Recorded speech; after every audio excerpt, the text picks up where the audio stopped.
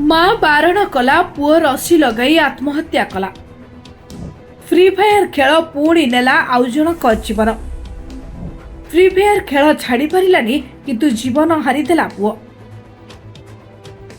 धनरे free fire खेलिबा को मना कली बोली तू जीवन हारिदेलु। तो मार कोल खाली करी तू आर पारी को चली गलु। तो खेल तो पाई एते बड़ हैला जे तू तो परिवार कथा टिके भी भाबिलुनी। 20 वर्षर पुओ को नहीं परिवार रे समस्त आखिरे थिला असमरी स्वप्न। पुओ बड़ हुई बड़ ऑफिसर टे हेबो, घरर ना रखिबो, हेले सेही पुओ आज सब पालटि जाइछि।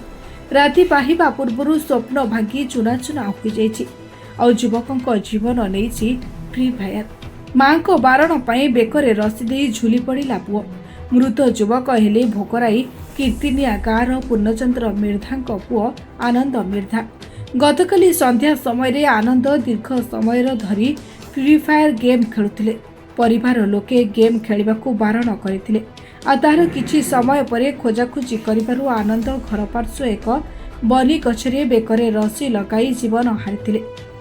ए खेल प्राय 1 वर्षर ऊर्ध्व हेबो आनंदक अभ्यास पलटिथिबा बेले परिवार लोक जेते बारण कले मध्य आनंद खेल छाड़ू नथिला।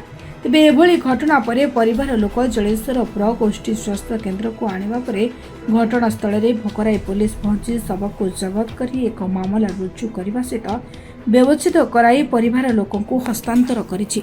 ब्यूरो रिपोर्ट निरपेक्ष।